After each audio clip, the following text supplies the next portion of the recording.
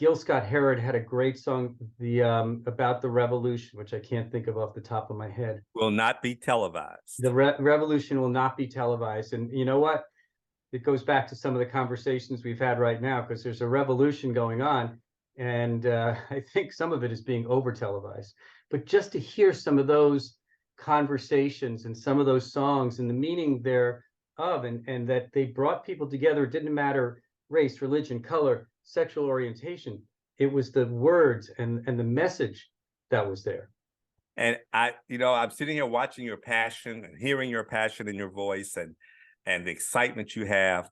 And though I share it, I don't share it with the same exuberance that you express it, because what I remember is after the concert was over or after the dance was over, those same people left and didn't want to talk to me anymore.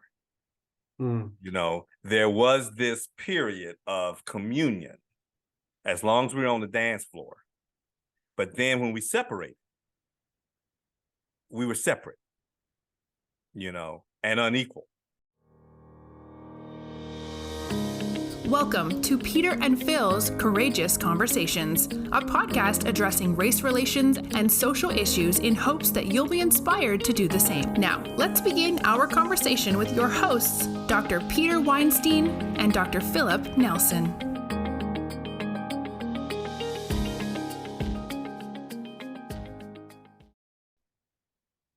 Dr. Nelson, good to see you again. Life goes on and we keep coming up with courageous conversations. And thank you again to Nationwide for supporting our insanity and for our listeners for being a part of our insanity. And thank you for facilitating my insanity, Dr. Nelson. Always good to see you. Facilitating your insanity, I thought you were mitigating mine, but I didn't know I was encouraging you to be insane. So we are both therapists without a license for each other. Actually, I'm a licensed patient, so that's how I try to look at it. No, it's good to see you, Peter. Since the last time, what do you want to talk about today? Well, it's interesting. We talk about a lot of social issues, and we had a really intense conversation last time, and we talk about veterinary medicine every once in a while. I've been watching a lot of TV shows that talk about music, and I really love watching some of the music from the 70s and Marvin Gaye and Sly and the Family Stone and Sharon and I went to see the Tina Turner play a few weeks ago, and it's just really how influential music is for people.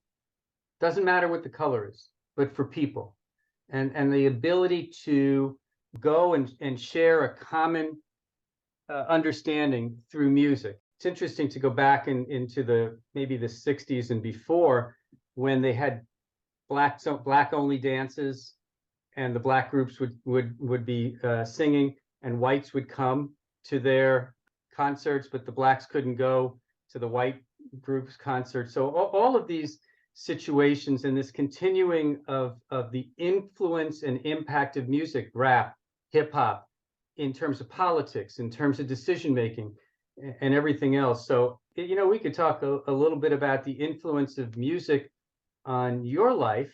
You played an instrument when you were growing up, didn't you? Nope, I sang. Okay, so I played piano. By the way, you do know that there is a direct correlation between success in music and success in math and science. Yes. Yeah, so we're both examples of how music can contribute just in some fashion to success in other fields. But who did you enjoy listening to growing up? I have an eclectic attraction to music. Before I answer that, I was listening to your introduction of the topic and found it interesting that you thought we had black only dances or black only concerts. And my perspective was, if they were black only, it wasn't because we made it so. It wasn't because we restricted it. It was only because no one else showed up that was another color. You are right about the fact that there were concerts we were not able to attend, but you are also right that there were concerts we didn't want to attend. You know, just as there's music that my culture tended to like, the bias of race affected what music we might like. There was a time when blues and country was almost inseparable by sound. Except for bluegrass music, you could hardly ever tell the difference between the two because they were usually heavily guitar based. You could only tell the difference by the intonations of the voice that sang the songs or the accents of the voice that sang the song. And that tended to polarize whether you liked it or not. The other implications of music is, you know, first of all, music transcends a lot when it comes to emotions and moods. I'm a devout patron of music because of that. I sang in a gospel choir when I was a kid. That's how I met my wife. And we traveled across the United States singing gospel. And it fulfilled me. It offered me a release. And it was a vehicle for me to become closer to God because my church was very small and rather dull. And had I just depended on that, I might not have been the Christian I am today. And my mother would tell you I'm still not a good enough Christian. So whatever I was able to achieve in that area, it was because of my attraction to music. But I found it interesting that you generated the relationships between music and politics, and music, and whether it's the lyrics or whether it's the beat or whether it's the emotional impact that it has. Music tends to allow us to capture ideas in a emotionally moving platform. And, you know, my very young years, you know, before elementary school, I remember Tammy Wynette cooing through my home. But at the same time, I also remember Bobby Blue Bland and B.B. King coming through my home, and other artists, particularly jazz and early blues artists that I don't really know by name, that reflected the code of the day.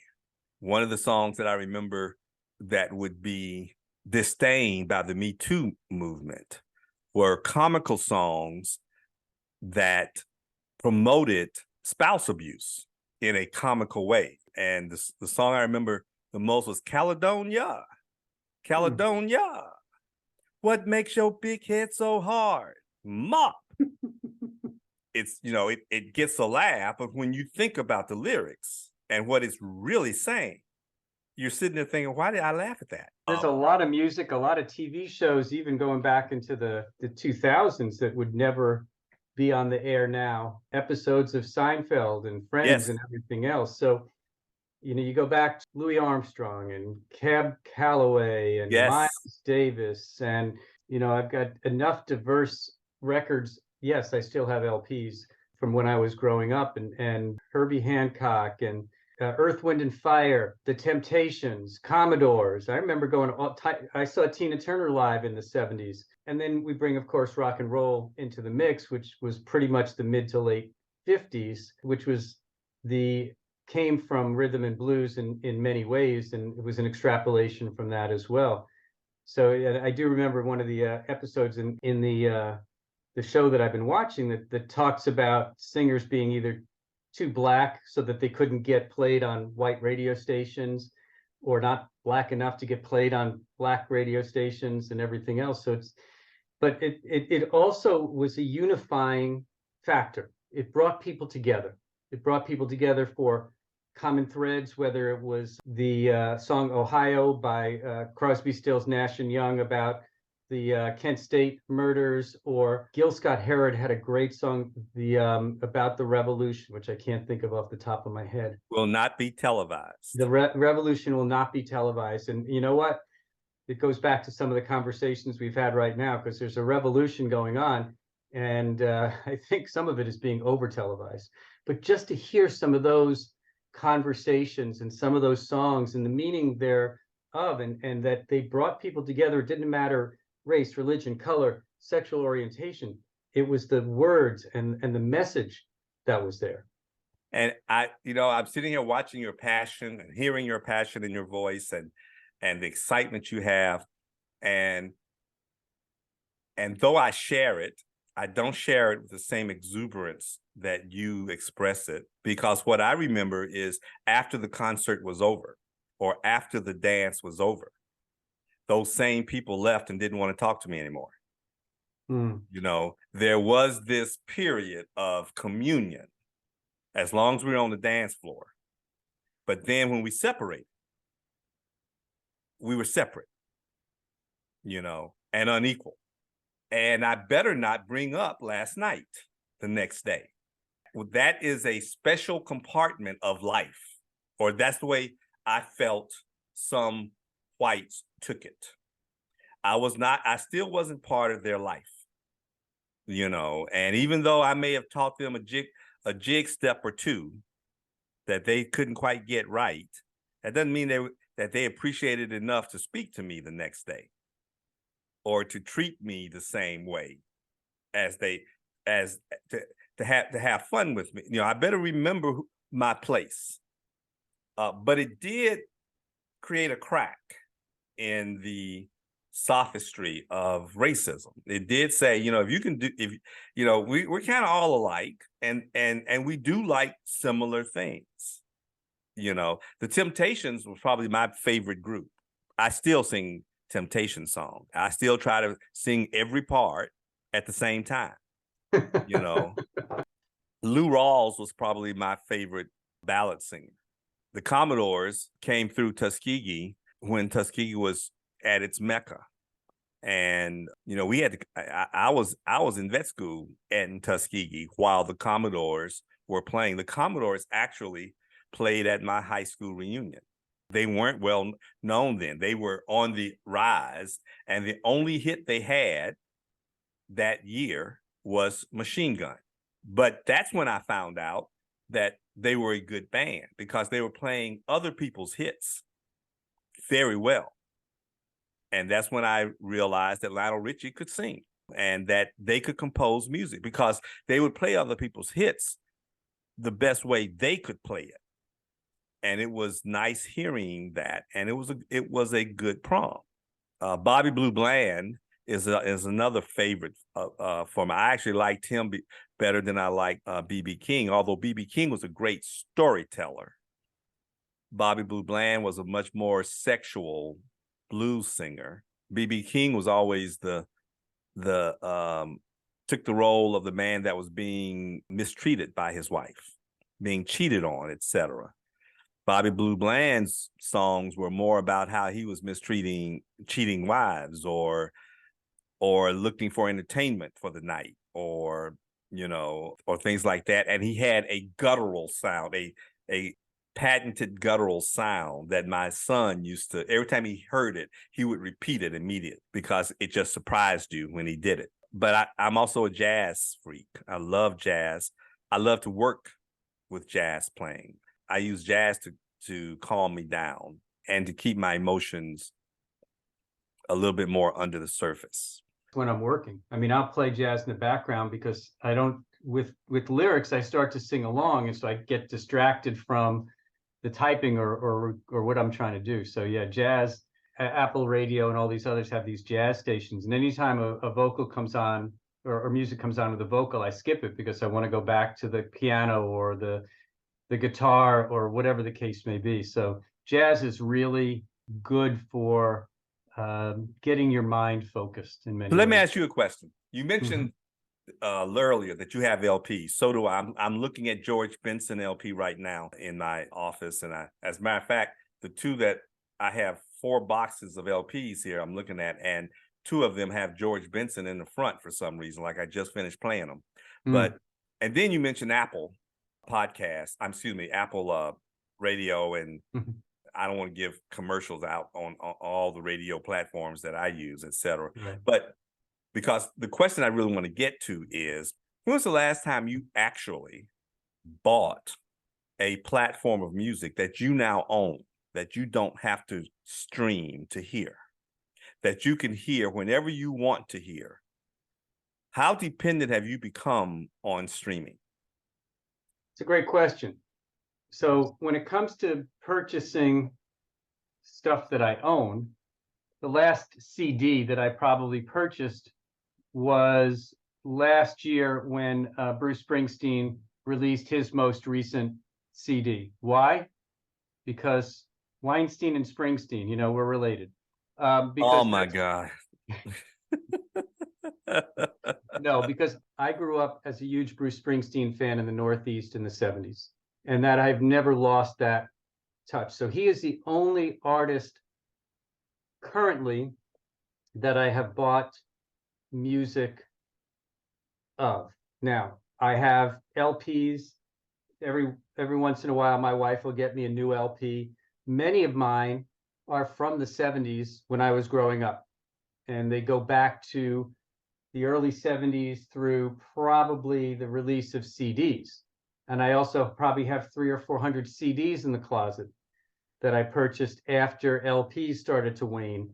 And on top of that, I probably had 300 or 400 cassettes, which were LPs recorded onto cassettes that I just translated onto CDs. So I have music that I have recorded for generations in all sorts of different platforms and all sorts of different music.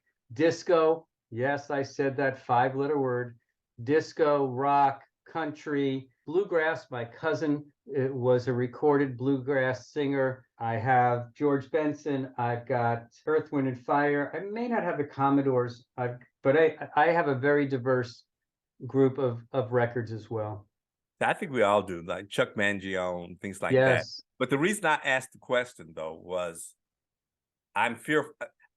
I'm not fearful. I know that there's a gap in my life. When you ask me about recent music that I really like, I almost can't tell you, not because there's none that I like, not because I haven't been keeping up. It's because I don't own it.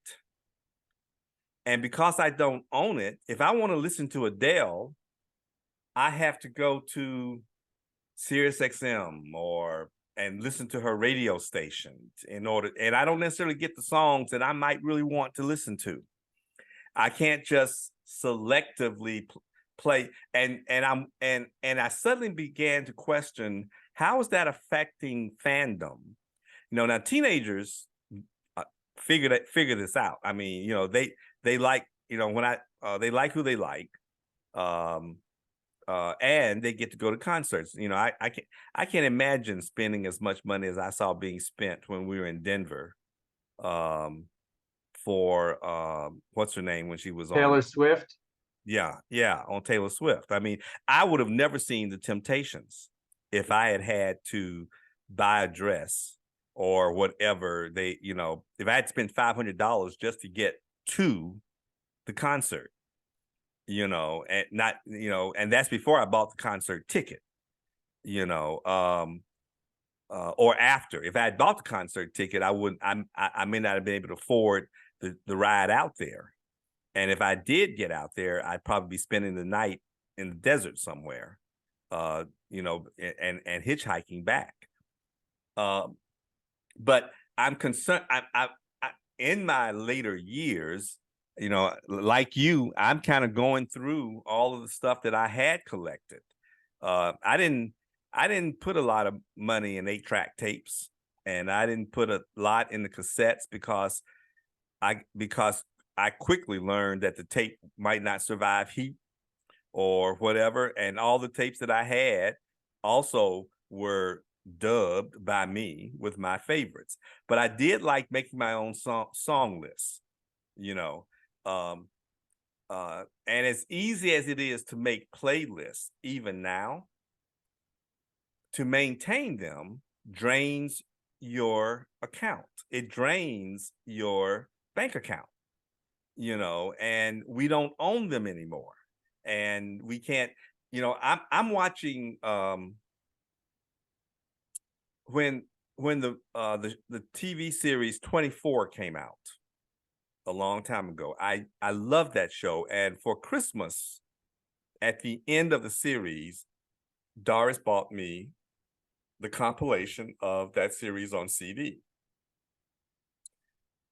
We were cleaning the garage about a year ago, and we found that box of CDs that had never been opened.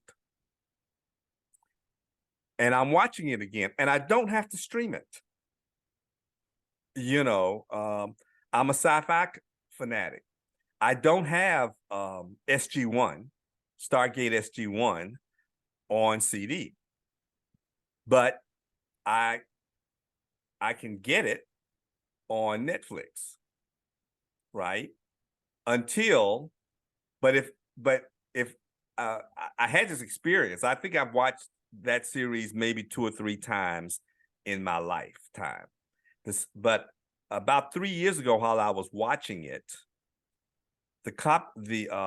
it moved from Netflix to some other platform. Let's just say it was Amazon, and I'm halfway through it,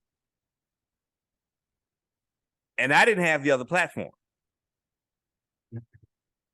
you know.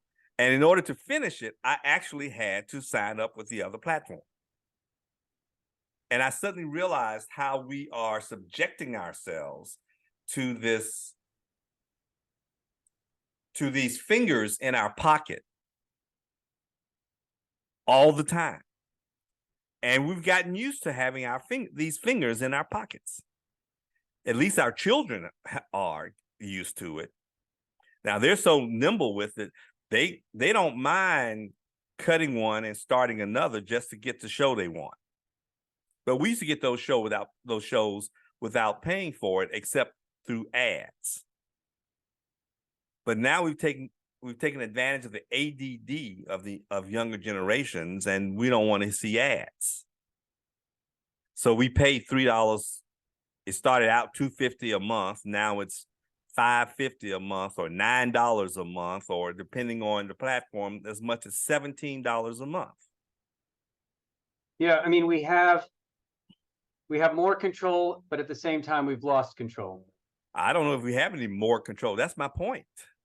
Well, we have more choices. Yes, you have more choices. That's not control. Well, yes.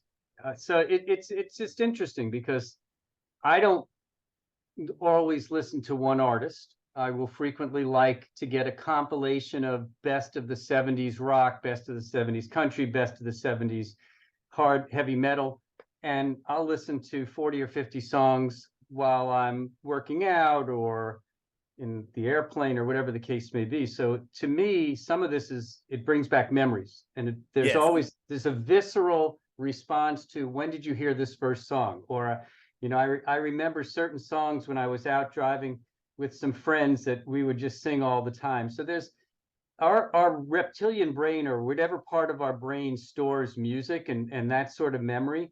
That seems to stick around a little bit longer than some of the other things. I wonder if we taught by song, which, by the way, probably goes back to Neanderthal times in many ways, if we taught through music, would we have a greater retention of information? Well, yes. The problem is learning to write that information in a ballad, or in a manner that is easy to learn by song and that evokes the memory you want. And you're right. We used to transfer information by using oral history. It's already been proven that rhythmic oral history was much more easily transferred. Now, what happened was that over the years, we lost the meaning of the words in oral history. We knew them, but we forgot what they really meant. We lost what the words meant, but we didn't forget the tones. We didn't forget the song. It's the song itself. We even didn't forget the words. We just forgot the meanings because they changed, or because the derivative of the language changed. Right. That's the problem. That was the problem with oral history, especially with dialects and accents changing the tones of the words just slightly over time. I think music is an extremely important part of people's lives, and maybe we don't give it enough credit.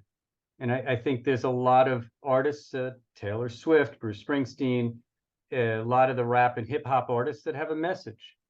I think the messages of of songs, particularly current music or age specific music, it bronzes the window of time for you. If it's nothing but a look at the social mores of the time.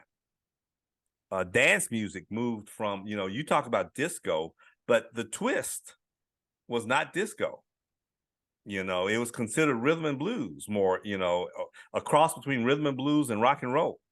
But still, there are certain genres, there are certain purposes of musics that convey love, convey hurt, conveys disappointment, conveys depression. One of my favorite jazz artists was actually a high school classmate of mine, Cassandra Fowles, who has a very sultry alto voice.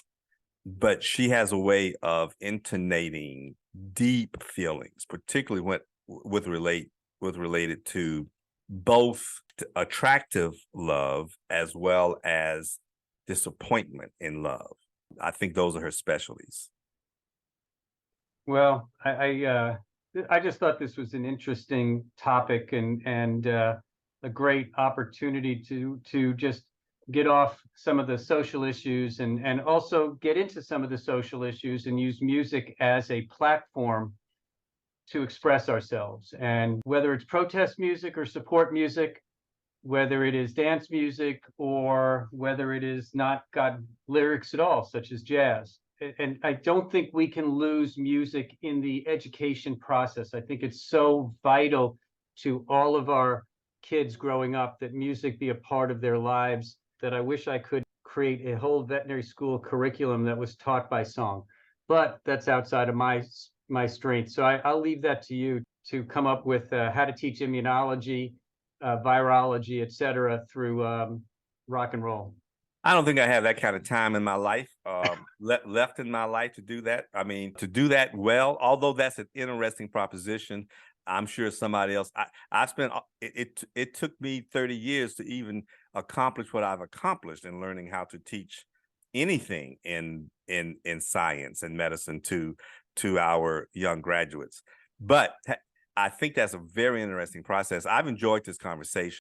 We have dabbed at how important it is. We should not leave this conversation without reminding our listeners how important the arts are in general, and that life is more than veterinary medicine. It's more than the struggles that we have, that life presents, and that the arts help us express our struggles as well as illuminate possible solutions to those struggles, and is another venue for us to share ideas, view different perspectives in a non-threatening manner that can be as effective as conversation. We as a world have come in many ways full circle over the last 50 or 60 years, in the sense that, remember the 45s?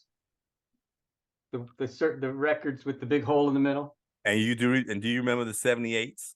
My parents had some. Okay. But 45s are about 3 minutes long. TikTok videos are about 2.5 minutes long. So what we were able to learn on a 45, maybe we can do through a TikTok video. Just me being a little bit off the wall in my thoughts, because that's where we've come. We've come a full generation and back to short information sharing. And so my challenge now is to come up with a 2.5 minute or 3 minute TikTok video on something. So all you've done, I thought you were going somewhere else with that. The fact that the 45s and the 78s and most songs are 3 to 3.5 minutes. Right. Between 2.5 to 3.5 minutes. Right. And the fact that a TikTok video is about the same, all that tells us is even when we started recording songs, we understood the concentration length of the human mind. Yep. Right. And the variety of those songs was exhibited on albums. If you didn't want to hear the same song over and over, you put them all on an album. And then the artists began to tell stories through their albums. You had miniature stories or chapters of the story in the individual songs. And Taylor Swift does this very well. Yep. She creates hidden messages, even on the cover of her albums or her CDs. You know, there are, there's a whole approach to how you interpret her riddle and her messages. But again, it shows you the depth of true artists, and the fact that, everybody keeps talking about the value of fine art, and fine artists, and yet that value isn't explained until you truly understand what the artist was trying to do with Mona Lisa, or what the artist was trying to do in a Black caricature of a woman of a Black woman enjoying herself dancing by herself, and and when you see that particular picture, Bill Cosby used to have it on his show a lot, just hanging it on the wall. And when you see that picture, you understand that she's dancing to a blues or jazz type record just by the way the arms are flowing, and the way the fingers are flowing, and the way the dress is flowing. And we're talking about a still picture, and I'm using words like flowing. Yeah.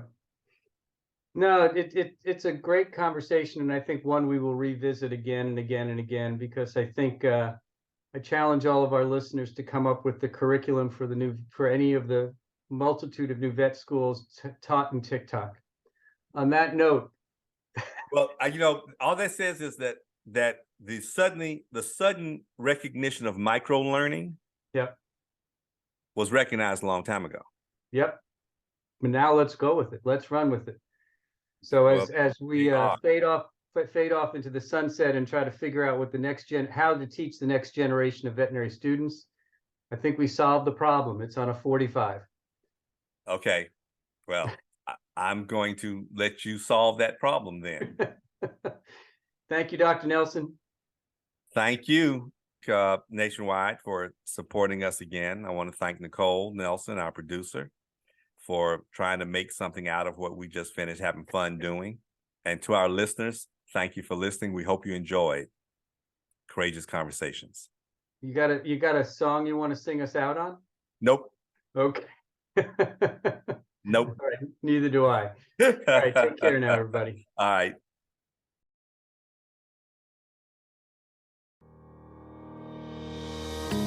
Thank you for joining us for another Courageous Conversation. Be sure to follow us and check back next week for more.